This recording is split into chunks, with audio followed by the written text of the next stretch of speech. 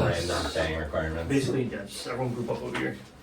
Oh, we all have to be? Yeah, everyone has to be. Is the phone even gonna capture it? Yeah, What do we have it's to getting say? the whole board, so. Oh, do we have to, like, just get a So picture? I'll just stand here, yeah. No, we gotta clump up. Clump up. And you guys can just go that way. Okay. My name is Julian Brito, and this is our project final. This is. I'm Saked. What else? I'm Trevor. Okay. I'm David. And my name's Anthony. All right, let's go. Mind frame? Yeah. All right, cool. All right, my name is Julian Brito, and I'm going to be talking about the SP3 app. So basically, what the app does is it takes the stored procedure 3 from the UDF SP assignment that was from a couple weeks ago. And basically what that stored procedure did was sort of worked with the dates of the database. It wanted to basically, you input a date into the database and it returned all the receipts for that date. That was what stored procedure 3 did. And basically, the SP3 app sort of just streamlined that process into an executable app. And the best way to show that is just by showcasing the app here. So we turn the SP3 code, which is here, into an executable app written in Python. And once you run the executable, it's loading.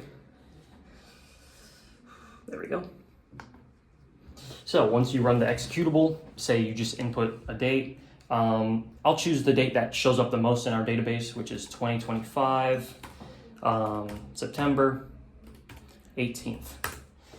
And as you can see, all the receipts in our database that fit that date are displayed with their information from the receipts table of our database.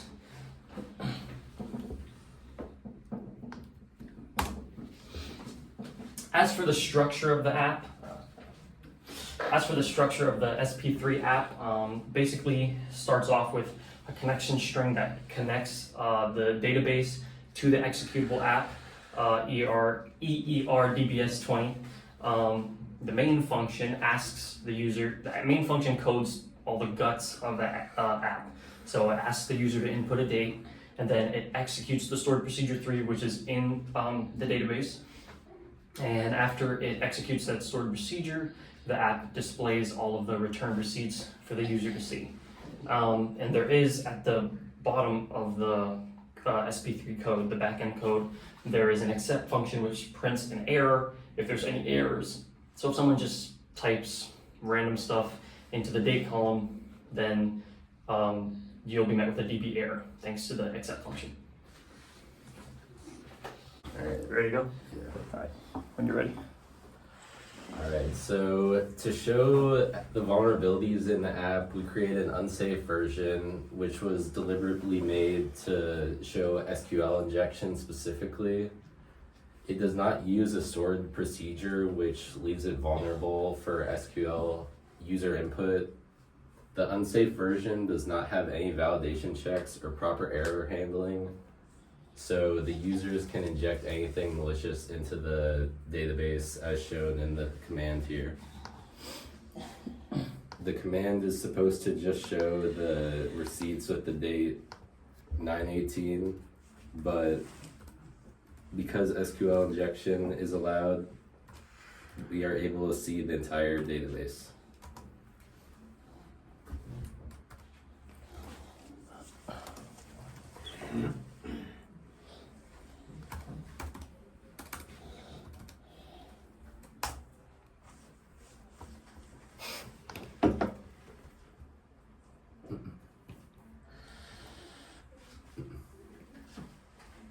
Using the variable connection string sets the connection details between the app and our error DBS20 database.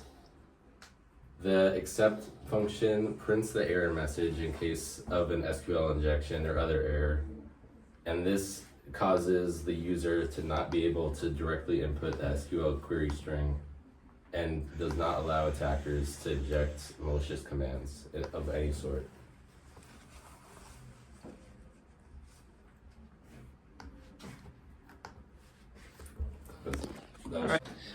Bye, you're good. Today I'm going to walk through two important security measures we can implement in our database design. First, our role-based access control and our data masking. These two work together to drastically reduce risk and protect sensitive information inside our system. Let me start with roles. The idea behind role-based access control is very simple. Users should only have the minimum amount of access they need to do their job. Nothing more, nothing less. When we create tightly scoped roles, we limit that each user can view or modify inside the database. This is one of the most effective ways to control privilege distribution. Why is this important? Because if an account ever gets compromised, whether through phishing, weak passwords, social engineering, the damage is automatically contained. A tightly restricted role can only access small, specific parts of the system. So even if someone gains unauthorized access, they cannot do much with it. Another benefit is preventing something known as privilege creep.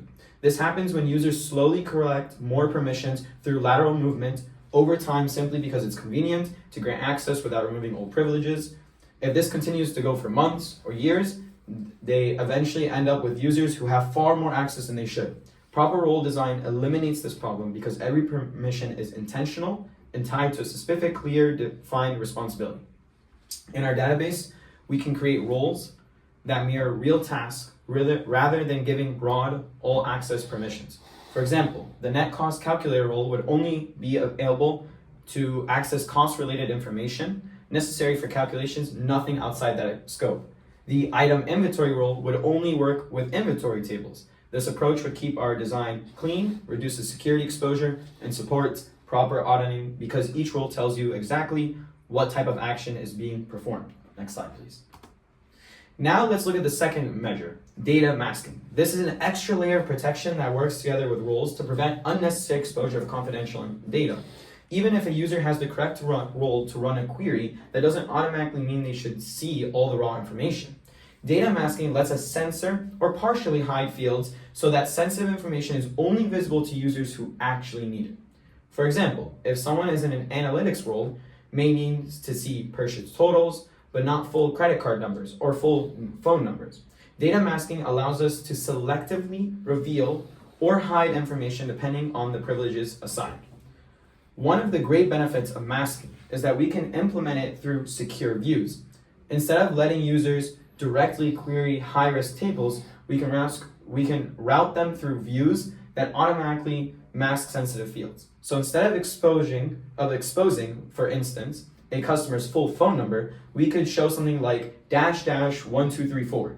The user can still perform their job, but the private details remain protected. So if we have any data that is not necessarily needs to be revealed, then we can hide it in case of a compromised account or user. This is especially relevant for our project because our database includes things like payment methods, store locations, phone numbers. Not everyone should have full visibility into this kind of personal or sensitive data. We want to make things accessible, but we don't want to make things compromisable or lack of security. Masking ensures that even if a role allows access to a certain field or table, the most sensitive fields will stay concealed unless the user has elevated privileges. So let's put it all together. The roles controls who can do what, and the masking controls what they can actually see. Both measures work together and they complement each other to access things at a structural level, while masking data inside the structure, and then when they're combined, they combine a layered defense in-depth approach that reduces the risk and our security exposure of our database. Thank you.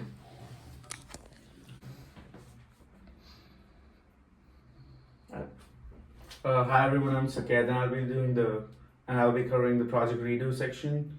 If we were to redo our whole project, the first improvement would be like increasing the quantity and diversity of the receipt pool. This means collecting receipts with more quantitative data like dates, taxes, and savings. Another improvement would be to redesign the structure schema to better normalize fields that were inconsistent. This makes the database cleaner, more scalable, and easier to query. Finally, one of the biggest changes would be preventing SQL injection from the start by designing and using stored procedures right away. Many of the vulnerabilities we demonstrated in the Unsafe app could have been avoided with proper structured procedures and parameter-sized queries from the beginning. Overall, the redo would focus on data quality, structure, and strong security practices. For the project acquisition section, we looked at what would happen if a larger company, for example Walmart or Target, wanted to integrate our application into their ecosystem.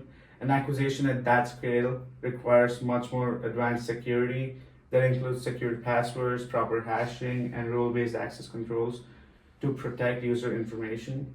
A large retailer would also need the database to be migrated to cloud storage with daily backups and routine server maintenance to handle higher traffic and storage demands.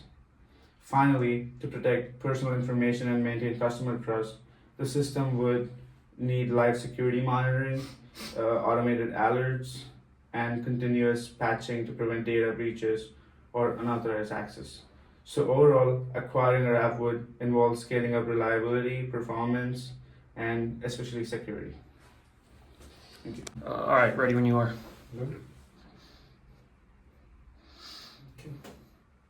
Alright, hello, I'm David.